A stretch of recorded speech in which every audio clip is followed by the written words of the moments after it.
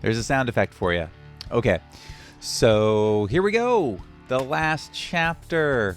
It's a sad one because it's the end, but hopefully you can always just come back to these and, chapter by chapter to sort of reminisce or to review of what something you need a little touch up on. So now we're nearing the end of basically our Pro Tools session, right? We have got all of our clips in there. We've synced everything up.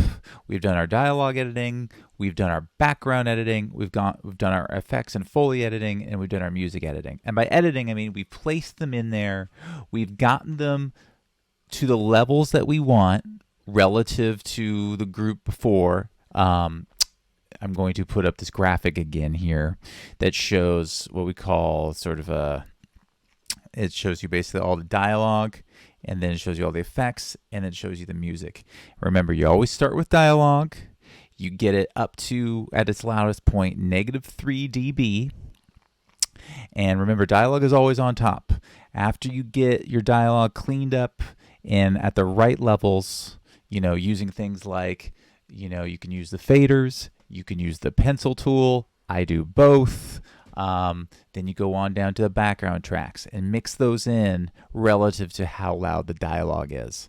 And then you go down to the effects tracks. And as you're playing back your dialogue and background tracks, you're mixing in the effects, making them as loud as you think they should be in comparison to the other ones. Remembering that dialogue always is on top. And then you go down to the music, and that's where you can have fun sort of just fading in and out as you go along. So if you've basically laid everything in there at the volume that you want, then you will make aux tracks, which we did last time. Now, a quick reminder of how aux tracks work or what their purpose is. When you have a big mixing board, and this isn't even that big right here, where you've got 3 dialogue tracks, looks like 4 background tracks, and then 1, 2, 3, 4, 5, 6, 7, 8, 9, 10, like 10 or 11 FX tracks, 3 Foley tracks, 2 music tracks, and you're trying to mix them all together for your final mix. It's a lot easier if you could just get them grouped. So what we did in the last class and the last tutorial, again, go back and review it because I'm just going to touch on it here really quickly, is we say, why don't we group all of our dialogues into a dialogue aux track? Why don't we group all of our backgrounds into a background aux track? Why don't we group all of our effects tracks into FX aux track, and then a Foley track, and then a music track? And that way, when I bring the dialogue track up and down, it brings all of the dialogue tracks up and down. So even though I've mixed each section already, now I'm going to play them all together. And when I play them all together, it'll be easier for me to just mix the music up and mix the music down. And, the punches are going to be really strong here. Let's bring them up and let's bring them down. Background's getting a little loud. I'll go ahead and just bring it down here rather than going over here and going over here and going here and going back over here and going over here. You can just control it all with this. And we do that by attributing each group of tracks to a bus. Again, this is all in the last lesson, but it's just a reminder that in the way I have this project set up is all my dialogue tracks are outputting into bus 1 and 2, which is stereo. All of my background tracks are being routed to my background aux track via bus 3 and 4, as you can see.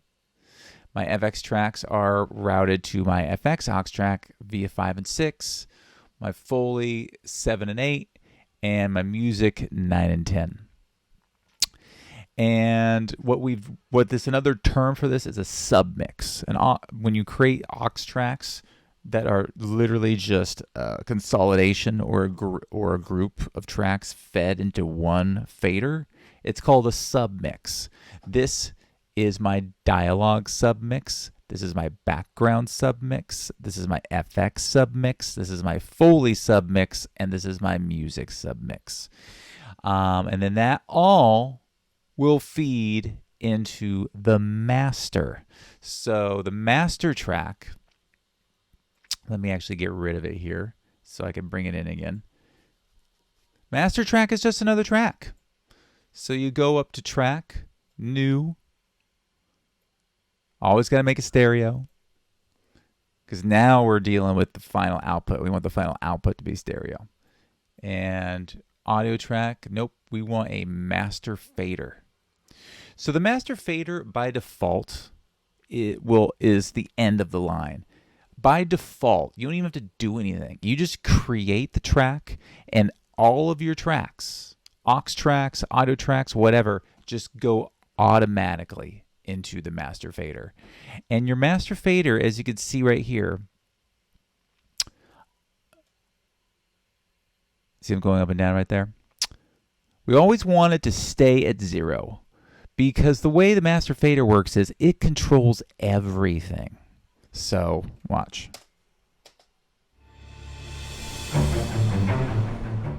When it's down, everything goes down. When it's up, everything goes up. So what we like to do is we like to keep the master fader in its home point, which is called unity. Which is 0. Basically, these numbers are your decibels, and they go up to 0. And in this case, we just want to keep this at 0, and because we just want to control each submix separately.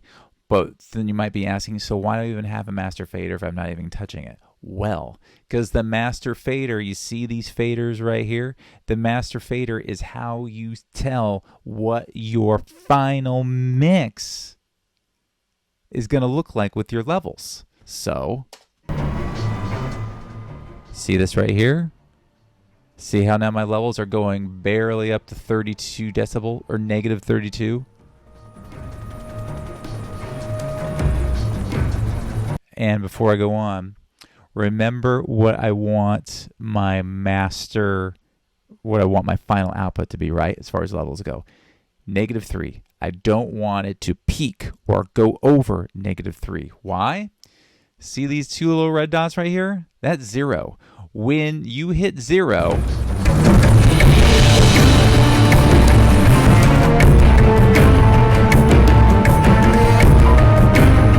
you hear that distortion? That is when your audio hits 0. That is crap. That will get people to leave the theater. That'll make them plug their ears. That'll make them sue you for damaging their hearing. You don't want that. But you do want your film nice and loud. So the standard is -3. As you can see, right now, these master faders are going above -3. So it looks like, if you're looking at your master fader as you're playing it through, and you're like, you know what? Why is this going above -3? Why is this going into the red? Well, probably one of your submixes is too loud. So, just remember the golden rule. Dialogue is always on top. 0, come in. Can you copy?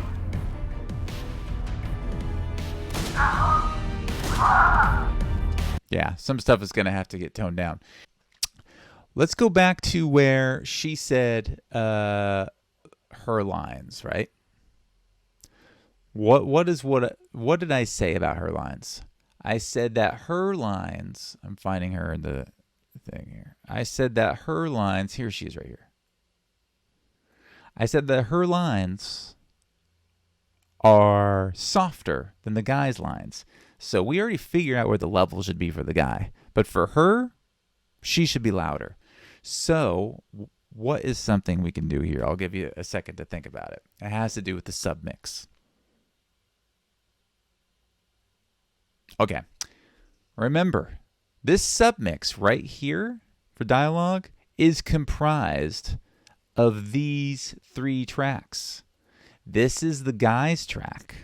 This is the girl's track. And then this is the ADR, which is actually the very first line. There's multiple tangos on the rooftop. So we've already determined that the levels for this and this are all right, but her levels need to get boosted. So instead of doing a live mix of DX aux, like, okay, at the 30-second mark, I'm up here, and at the 40-second mark, I'm down here, and at the 30-second mark, I'm up here, what I can do is I can just go over to hers and boost hers up a little bit. And any change I make here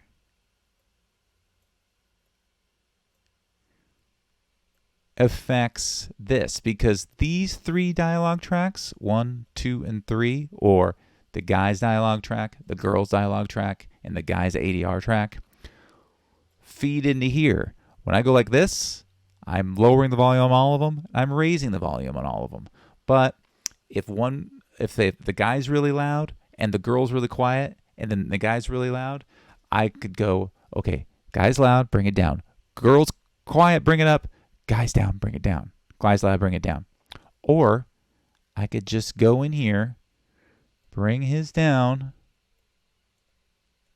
and keep hers up, and then they will play into the submix like that, and I won't have to do this thing because I will have already made her louder than him, and it will feed into the dialogue submix like that. So I won't have to go do because I will have already modified their individual channels. So let's listen to her. Good control. You have initiated the extraction, and we do not yet have visual. Wasn't that better? Control. Before her fader was down here, and it sounded like this. Good control. You have initiated the extraction, and we do not yet have visual. So before I'd have to pump this up like that, right? But instead, what I can do is I'll just pump her up here. And then let me play it again.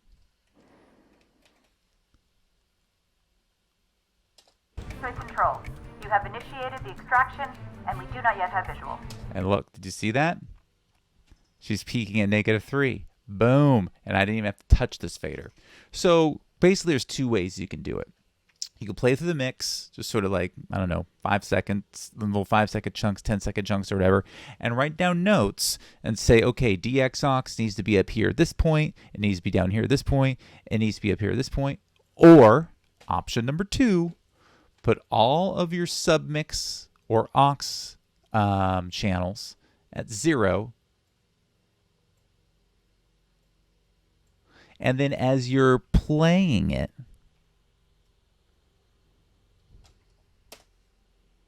actually, let me put on the dialogue. Come on, dialogue. There we go. This dialogue starts about here anyway. And then as you're playing it, okay, that was the multiple tangos line. That was ADR. That could probably be a little louder. So I'll just go here, make it louder.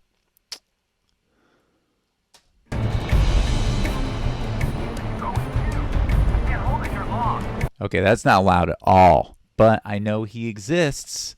That voice exists on this channel. So instead of having to do an active fade in the moment, I could just go here, pump it up a little bit. Let's go! Let's go! Go, go, go! Hey, that been too loud. Let's bring that back down. All right. And then let's listen to her when she comes in. Good control. You have initiated the extraction, and we do not yet have visual.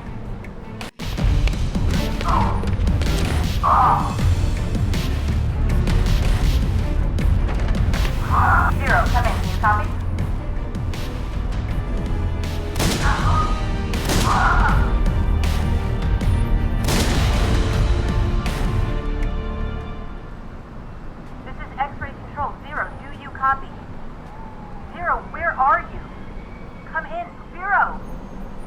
Boom. If we watch the DX aux right there, go ahead and rewind it about 20 seconds and watch it again if you want. But when she was going she was going 0, where are you? 0. You'll see that her levels aren't going above -3. Her levels are set. His levels are set because basically she's up here. He actually should be down a little bit. And then the ADR is pretty much right there. So, then I pretty much just now have to leave this one alone. And then I could go ahead and mix these in reference to this because I know this one is loud and not going above -3. And if I do need to fine tune it, I can just do this a little bit, but I'm not having to do any crazy moves because I've already fine-tune each channel individually. And this is why you might say to yourself, why am I creating so many tracks? Why am I creating so many tracks? I've got like one gunshot. Why does it have to have its own track?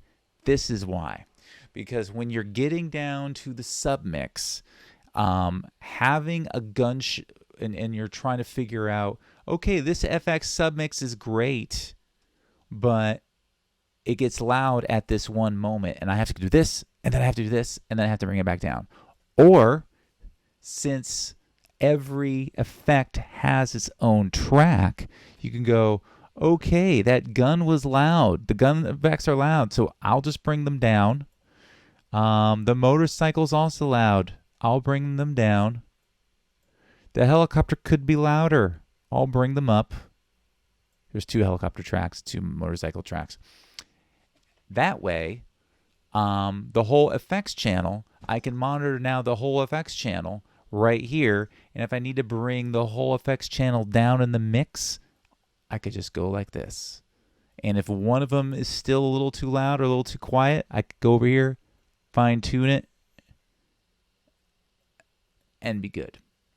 So that's why submixes are so cool, is because you could control them all. You could control them as these like sort of like separate global units.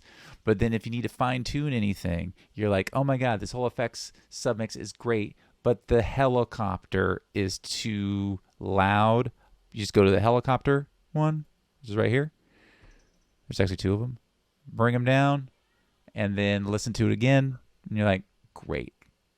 And then you go to your background. Your background's good, but maybe your cityscape is a little loud. So Windy City, bring it down just a little bit.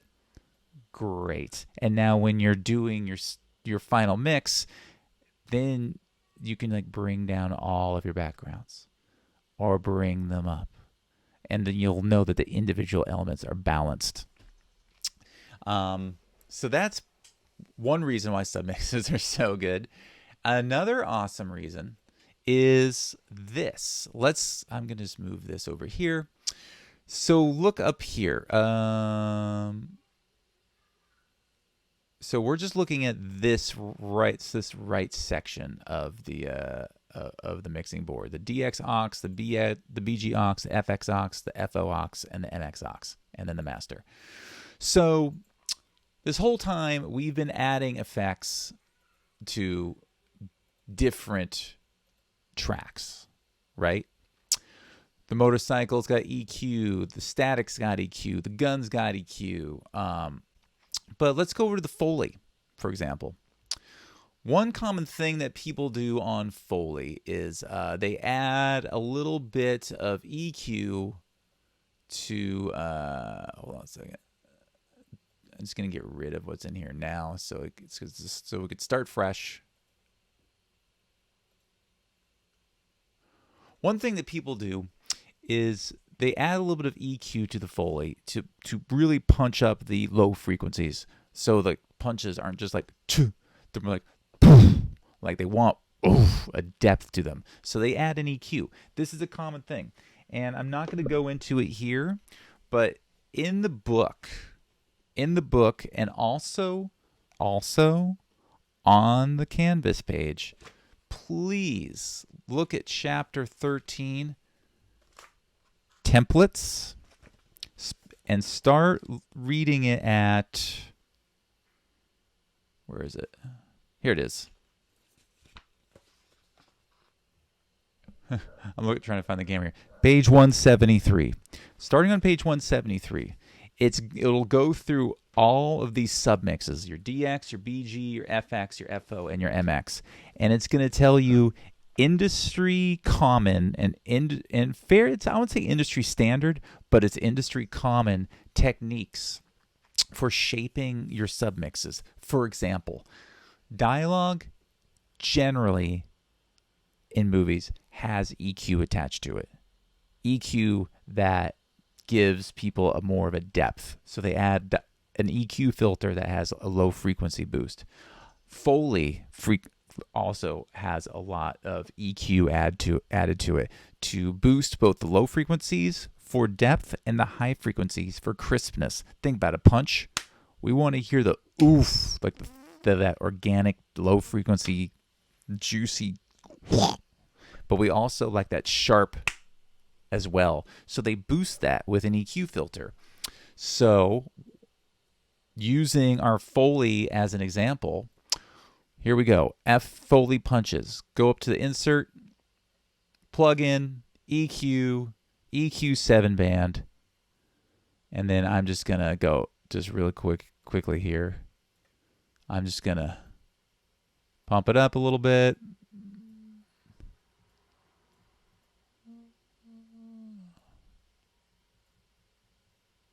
There we go.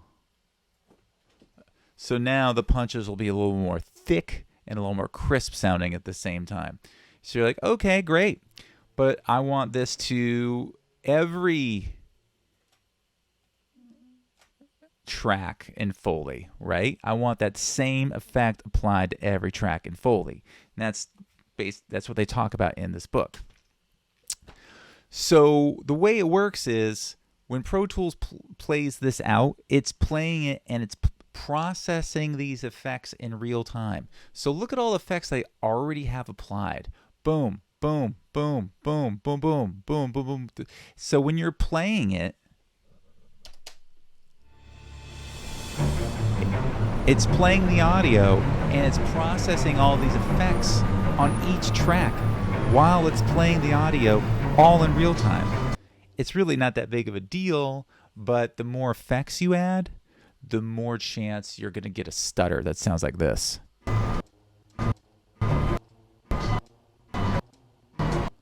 It depends. Like if you're using an old computer or a slow computer, that's very prone to happen.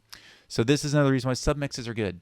If you know that every track in this submix is going to use the same insert, all you got to do is go to your submix, take that insert that you made, apply it to that submix, and then you can just get rid of it on each individual track. What we're doing here, hold on a second. Let me get rid of it so you can see the difference. So what we're doing in here is these 3 Foley tracks are being submixed to this one Foley submix track or Foley aux track, right? So why would I add the same insert effect to each individual track when I could just add it to the one Foley submix aux track? So instead of the computer processing 3 effects, 1 effect for each track, so there's 3 tracks here. Instead of applying 1 effect to each track, therefore 3 effects, why not just have the computer process 1 effect? Because now all this is being submixed into this track, this one track, the FO or the Foley aux track. So why don't I just apply the effect to that one track? It's much easier in your system, less prone to make things stutter, and it's a little more common as far as like industry standard practices are. So if you do decide you want all of your dialogue to have a little bit of a boost of some frequency, or if you want all your dialogue to have the same reverb, or if you want all of your background to have some sort of reverb, or if you want all of your FX to have some sort of EQ to make it sound more punchy, you could add the effects to each individual track, or you could just add it to the submix. And it just also looks nicer on your screen too. I would suggest that. And again, all this feeds into your master track, and there you go. Now there's one more thing that I need to show you guys. So you've been spending all this time making sure all your levels are good, because you don't want distortion, right? But even the most seasoned pros are going to miss little microseconds here and there where your audio levels will dip above -3 and actually dip up to 0 into distortion. I mean, you'll try your hardest, but every once in a while, there'll be a peak in the audio that you miss. Or it's just too hard. Maybe the audio is so dynamic in its volume range and so quick with its change in volume that, well, you could use the pencil tool to really go in and fine tune it. But maybe you missed it, or maybe you just can't quite get it. But you're close.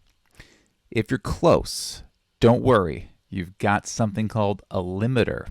And this is actually an industry standard right here. This is another reason why you use a master track. So each section is going to its own submix. And the submix is going to your master track, right? So, as you can see, your master track has the capability for inserts as well. Click on an insert in your master track and choose Dynamics. And in Dynamics, you'll see something called Maxim. So the dynamics section of your insert selection is a limiter.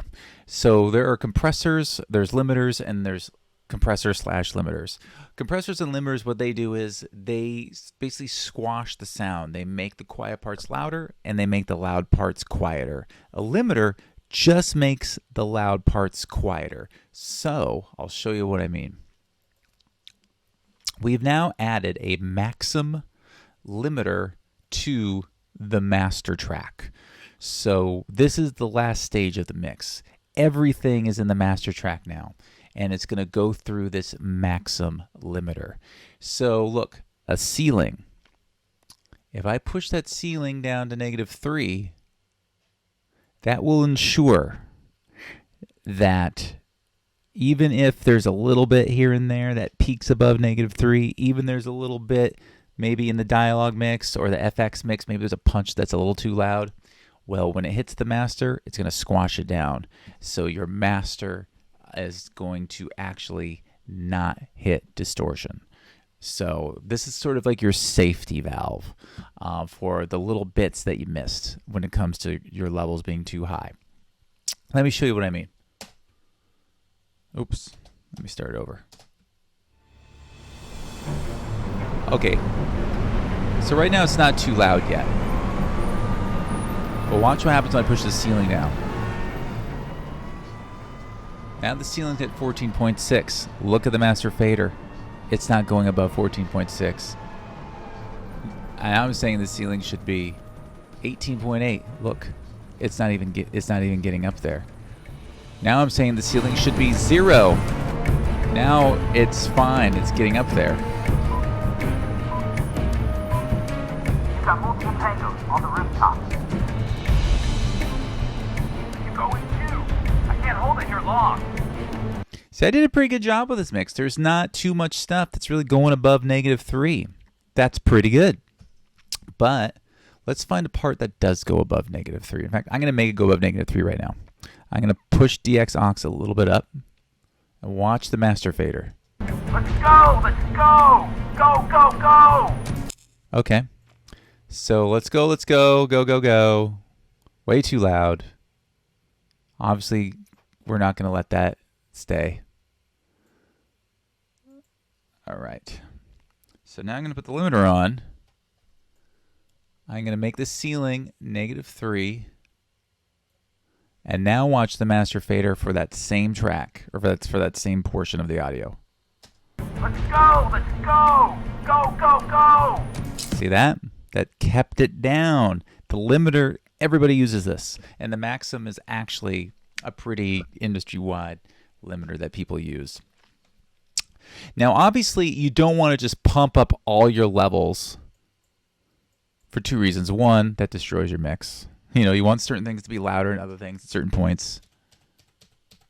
But also, limiters are only good for really helping things that just sort of eke above the distortion line. If things are way up there, if things are just way too loud, it'll keep it under -3, but you're still gonna hear it's gonna still sound compressed and distorted a little bit.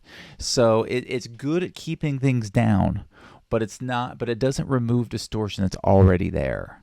So if this is pumped up and you're just like, whatever, the limiter will take care of it. Yeah, it'll tactically keep it under -3, but it's coming to the master fader in an already overblown state. So you want to get it as close as you can, preferably make sure that you're not distorting at all. This is just to help prevent it from little bits here and there from going over. So make sure you add a maximum limiter to your master fader and you're good to go. And there's this other thing here called threshold. You might wonder what that is. It's kind of hard to describe. Oh, look, it just popped right up. It determines the level above which input peaks will be limited. Limited peaks are attenuated to match the threshold level. So basically what that means is it's, well, I'll just show you. Watch when I bring it down. Good control. You have initiated the extraction, and we do not yet have visual.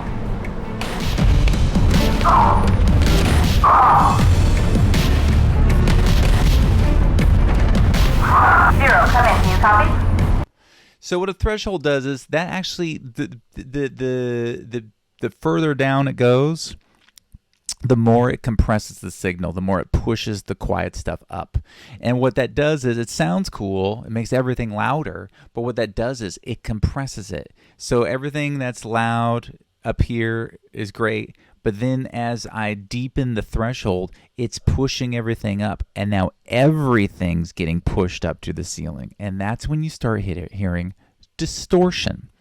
So you don't want to just push your threshold down and hear the distortion, but you don't want to keep your threshold at 0 either. You do want your ceiling to be -3 because you don't want it to be -3, but it's nice to have a little bit of compression to bring the quiet stuff up a little bit. So what I like to do is, you see here where it says attenuation? Watch what happens when I bring the threshold down. Right now, no threshold.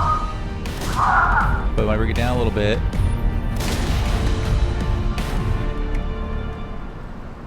didn't do it. Let's try it again. Hold on a second.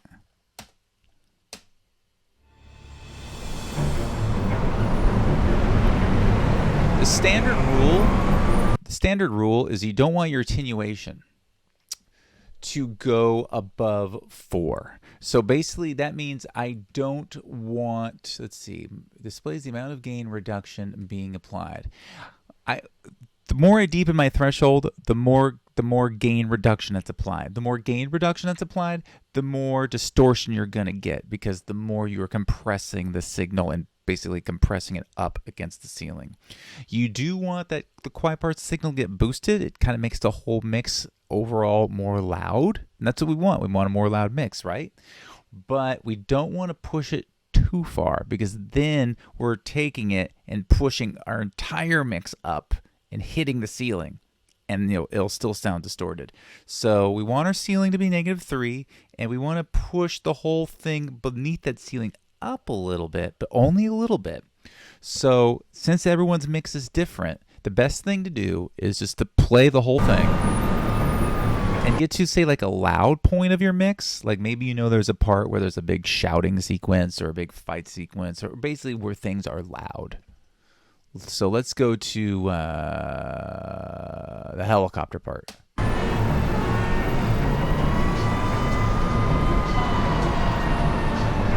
And when you get to that point, slowly adjust the threshold. And as you adjust it, you'll see the attenuation numbers start to go down, or up or down. You don't want it to go above 4. When it starts going above 4, then the potential for too much compression against the ceiling happens, and you don't want that. So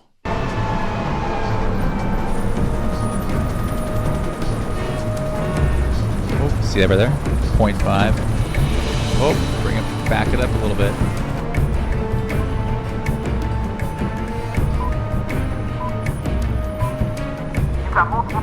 on the rooftop. You going too? I can't hold it here long. Let's go! Let's go! Go, go, go! All right. I think that was good. So basically what I've done is I created a ceiling. The ceiling is the ceiling. Like, it won't go above the ceiling. It'll hit the ceiling at -3 and won't go above it. So this master fader is not going to go above -3. This threshold is bringing everything in the mix up to the ceiling and making the whole mix, the quieter parts, the mid-range parts, and the loud parts, a little louder. But if you push the threshold too much, then it gets compressed against the ceiling and it sounds distorted. But you do want a louder mix. It just sounds, it's what we're used to. We like our mixes loud. So a little bit of threshold adjustment is good. So you just want to push it up just a touch. And what we found through years of trial and error is that you push this threshold down and watch your attenuation graph. And if it goes between 3 and 4 but doesn't go above 4, that's the sweet spot between 3 and 4. And so just play your whole thing through. And if this goes above 4, stop, click on it to reset it, and then play that loud part again and adjust it until you dial it in. That's the best thing to do. But if this whole threshold thing is just like, whatever, this sounds like it's getting too mathy for me, just go ahead and just keep it at 0. Just make sure your ceiling is at -3. It's just that the threshold will sort of make your overall mix louder sounding, which is always a good thing. But if you feel like that's sort of playing with fire, all you got to do is just keep it at 0. It's fine. And then just make sure your ceiling's at -3. I myself like the threshold. I've found that right around the -4 is good. So I'm going to keep it there. And that's it. So at this point, we have got our submixes. We've added a couple filters to our submixes, relieving the processor strain of having a zillion filters on every single channel. We just have them on our submixes. There are some right here. This is true. But you know what? I'm going to get rid of them. I'm just going to bring that one over here. And then, hold on a second.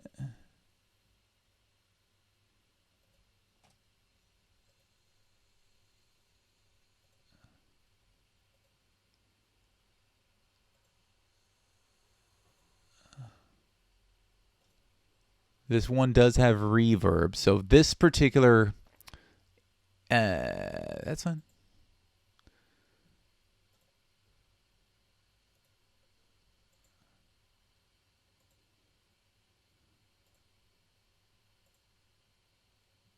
All right, so as you can see, on my FX aux, I added this EQ effect that was already on every single effects track. Now, it's just on the one submix aux track. Does the same thing, except it's just on one track rather than like 10. But there are a couple tracks that I want to have additional reverb on, so I'll go ahead and just add a reverb to those particular tracks. Anyway, so I'm set to go. My mix is good. My submix is good. I've got my limiter insert on my master. I'm ready. All you got to do now is go back to your edit window. Let's see. Let's get this out of the way. What I like to do is I am now going to bounce the track. It's going to literally mix down all these tracks into one stereo track that I can bring back into Premiere or Media Composer, whatever you're using. And then from there, you can output your final movie that sounds awesome. So what I like to do is first get this video thing out of the way. So this video, I know for a fact, begins on this first frame and ends on this last frame. And there's no audio past that frame. So what I'm going to do is I'm going to export the length of this session from this point to this point by just selecting the video. The cool thing about Pro Tools is when you use your selector window, if I want to select anything, for example, if I just want to play this part from like, 5 seconds to 14 seconds, I just highlight any track with the selector tool and hit play. And it plays whatever tracks are active. Doesn't matter if I select here, here, here.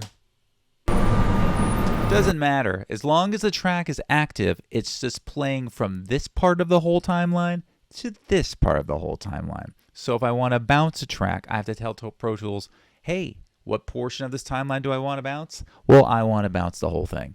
And the best way you can assure that is basically take your grabber tool and just click on the video file. There we go. So now Pro Tools knows that this area that's selected from this point to this point is going to be bounced to a stereo track. So once I've selected it, File, Export. I always do that. File, Bounce to, Disk. Now you could bounce to QuickTime, but if you bounce to QuickTime, the only difference is it's going to bounce the audio with the video attached to it, like a QuickTime movie. I never ever do that. Why? Because this video, I know for a fact, is a low resolution QuickTime file.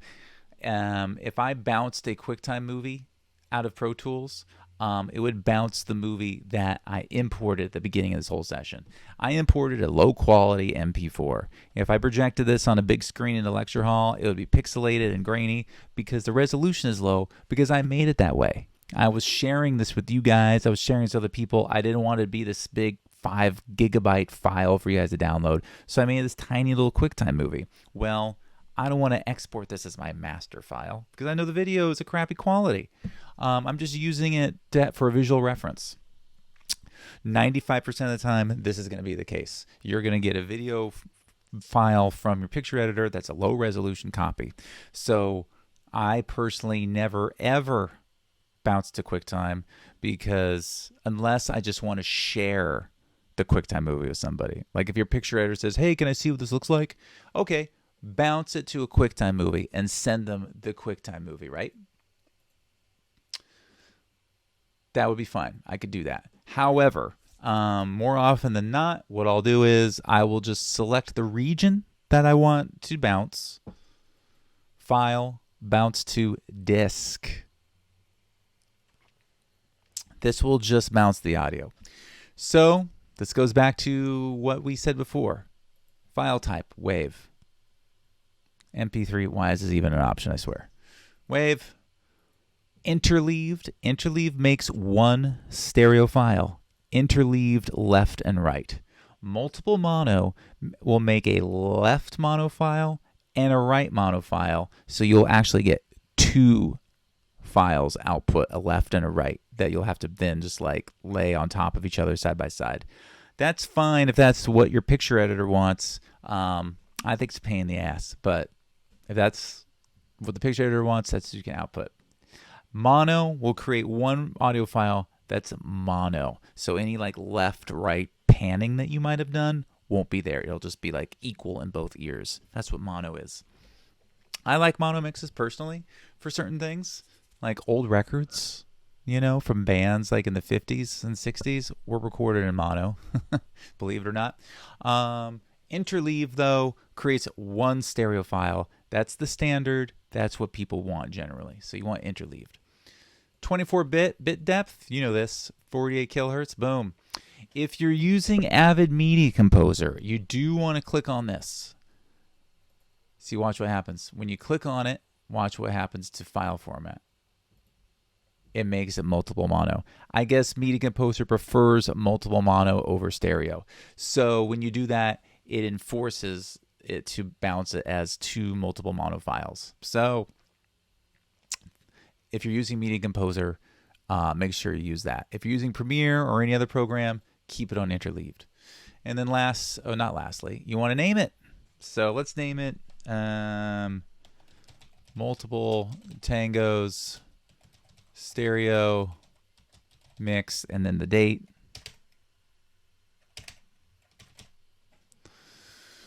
And then the directory, by default, it always goes to your bounced files folder. which is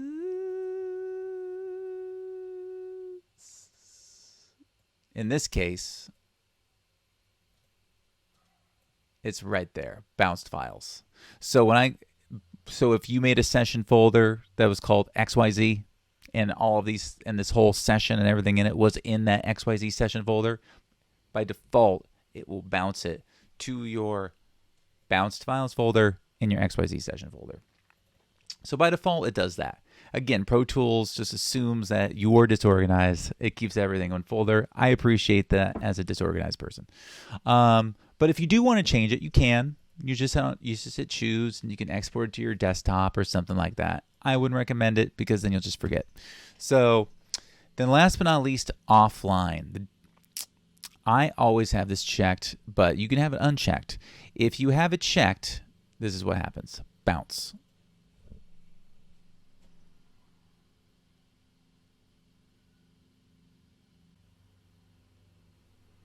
Oh, it's because I told it iTunes. That's weak. There we go. Let's do this again. See, that's another reason why look at that.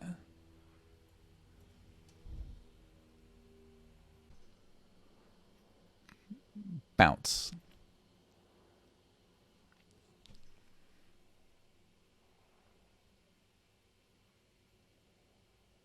Yes, make sure you don't have iTunes checked. That just makes it so it imports into iTunes so you can listen to there, which is fine. I don't do that. So there it is, right there.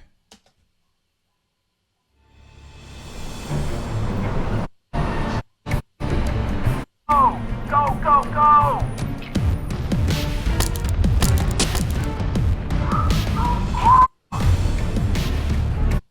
All right, there it is. So if you did want to bounce it not offline, otherwise known as online, this is the difference. Uncheck it.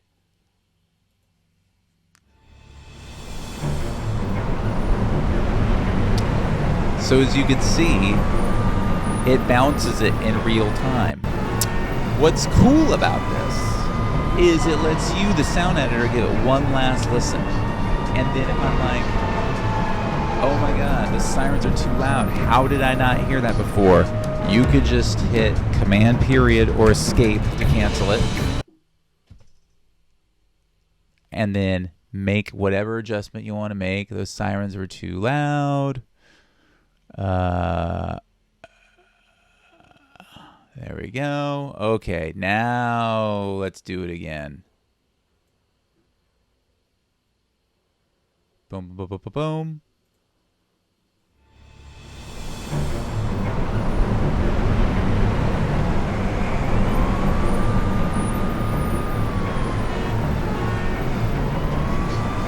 That's better. Sirens are a little more in the background. It's a little more realistic. You get the idea. So if you have offline checked, it just does it the way a normal export does, really fast. Done. Online does it in real time, giving you a chance to listen to it one more time. The quality is no different if it's offline or not. It's just a matter of speed. That's all it is. And then once you do that, you can import it into Premiere, which I'll do right now. Oh, that's right. And then last but not least, when you're done, let's say you're done. Let's fast forward to the future. You're done with this. Go ahead and save it. Obviously, you should be saving it all the time anyway. But if you're like, you know what, I created this great session and I want to save it. I want to back it up. Very smart to back things up. File, save copy in. And what this does is it literally creates a copy of your entire session folder, but somewhere else. So you could say format session latest. You could save it as an older Pro Tools version, but I don't know why you'd do that. Make sure they're WAV files, 48 kilohertz, 24-bit, interleaved. It keeps things interleaved. If you don't do that, then it'll make everything multiple mono, which is fine if you want to do that, but I wouldn't. Items to copy. I just copy, not selected tracks only. I want all my tracks, so don't check that. What else? If I made any presets, I would keep that. Root fate settings folder. Preserve folder hierarchy. Definitely my video files. There we go. You hit OK. And then it says, where do you want to save it? And then I would save it to, I don't know, like another hard drive. Save it, boom, and then it creates an exact copy of your session folder to another hard drive. Yeah, so that's just a way to sort of do a backup at the end just to make sure that everything's good. And then the last thing I'll do is go to Premiere. Haha, the power of editing. So basically, this project was originally edited in Premiere. The picture was. So let's see here. Here is the movie file. And then here is the bounced file that I just made. All right.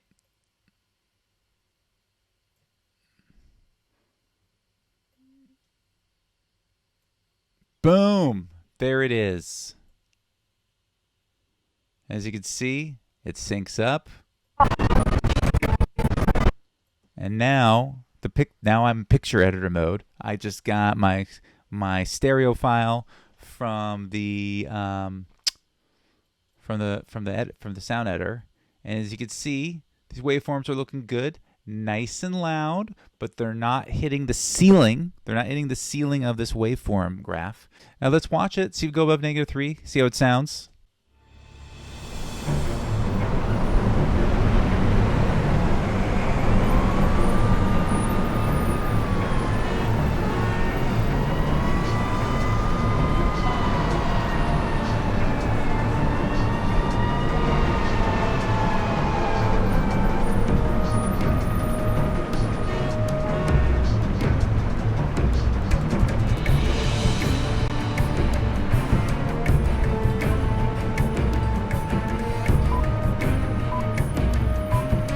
You've got multiple tangos on the rooftops.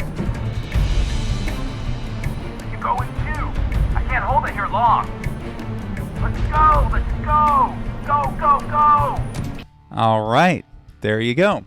So if all looks good, then all you got to do is just export your final movie and then send it to whoever's going to be projecting it, and you're good to go. Got a nice picture edit, and now a nice sound edit. All right. It's been a long journey. I hope it's been fun, educational, and a little bit frustrating. After all, it's more satisfying when it's a little frustrating, right? Okay, so time for me to go make dinner. I'll hopefully see you guys in the hallways next semester. All right. Enjoy Pro Tools.